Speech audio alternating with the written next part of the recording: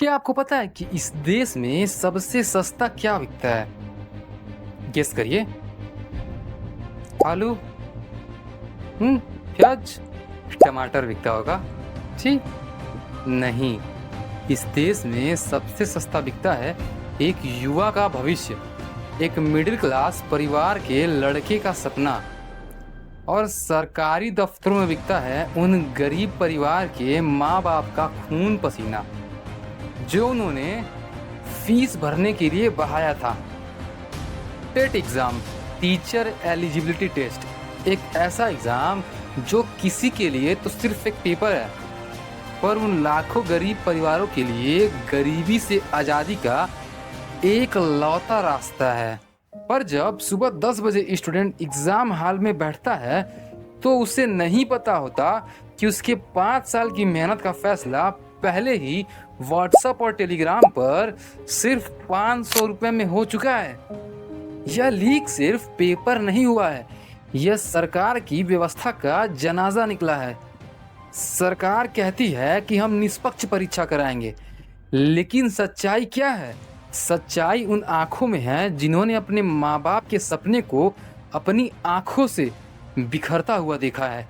आज हम बात करेंगे उस दर्द की जो सरकारी दफ्तरों के आलीशान बंगलों में नहीं पहुंचता है। आज हम बात करेंगे उन बचे हुए रूहों की जिनका गुनाह सिर्फ इतना था कि उन्होंने एक ईमानदार नौकरी का सपना देख लिया था। तो शुरू करते हैं पहली कहानी से। ये है राहुल की कहानी। 5 साल, पूरे 5 साल से मैं इस कमरे में बंद हूँ। मेरी माँ ने अपने कंगन बेच दिए थे ताकि मैं शहर आकर कोचिंग की फीस भर सकूं। पापा हर महीने खेती का बचा कुचा पैसा मुझे भेजते हैं। खुद एक वक्त का खाना खाकर जब परसों एग्ज़ाम हॉल में गया, दिल ठक ठक कर रहा था। सोचा था आज पेपर अच्छा जाएगा तो माँ की कंगन वापस ले आऊँगा। लेकिन हाल से निकलते ही पता चला पेपर तो लीक हो गया, एग्ज़ाम कैंसिल। कैंसिल एक शब्द में बोल दिया सरकार ने कि एग्ज़ाम कैंसिल।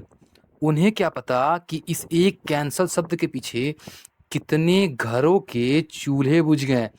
हमारी उम्र निकली जा रही है, फॉर्म भरने की फीस हमसे लेते हैं और सुरक्षा के नाम पर ज़ीरो। ये सिस्टम हमें पढ़ा नहीं रहा है, हमें अंदर से मार रहा है। अब ये सुनिए प्रिया की कहानी। मुझे बताओ, मैं अब किससे लड़ूं?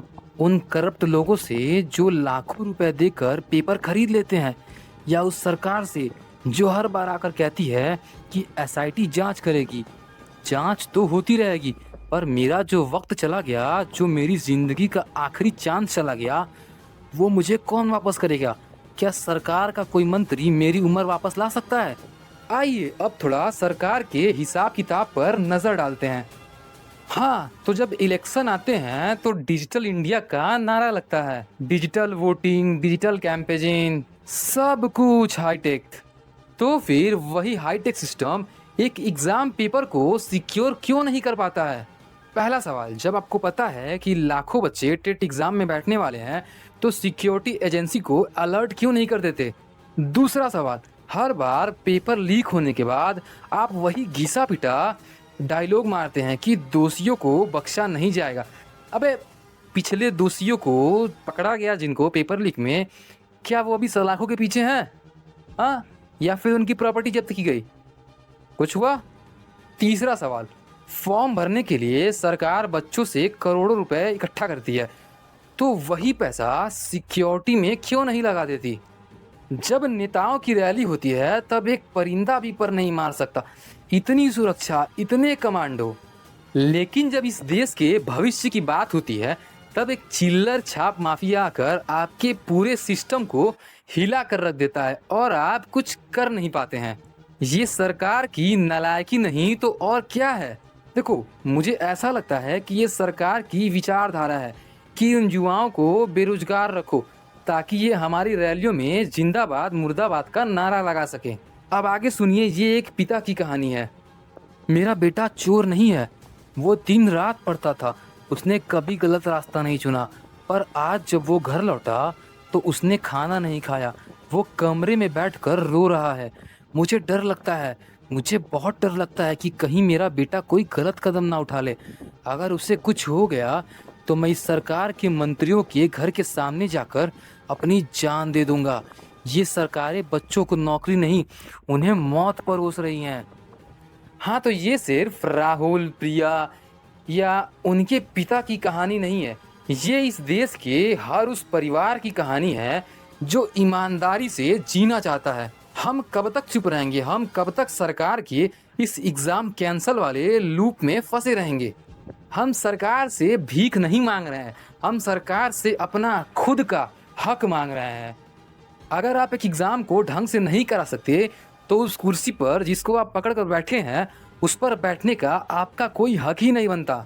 अगर आपका एजुकेशन सिस्टम इतना खोखला है तो बड़े बड़े विकास के वादे करना बंद कीजिए। आज इस वीडियो से हम 3 मांगे करते हैं। पहला, fast track court, paper leak के मामलों के लिए एक अलग से कोर्ट बने और फैसला 3 महीने के भीतर हो जाए। दूसरा, फाइनेंशियल कंपनसेशन, हर उस विद्यार्थी को मुआवजा मिले जिसका पेपर कैंसिल हो गया और सरकार उसके आने और जाने का खर्चा भी दे। तीसरा, स्ट्रिक्ट पनिशमेंट, पेपर लीक करने वालों को वही सजा मिलनी चाहिए जो देश को धोखा देने वालों को मिलता है, क्योंकि भारत के भविष्य को बेचना किसी देशद्रोह से कम नहीं है। लेकिन सवाल ये है, क्या फिर से वही होगा? कोई चिल्लर छाप माफिया फिर से हमारी मेहनत पर यूं ही डाका डालता रहेगा? हाँ, ये फैसला अब सरकार को नहीं, इस देश के युवाओं को करना है। आप जब तक चुप रहेंगे तब तक आपके सपने और आपका हक यूं ही सरेआम बेचा जाता रहेगा।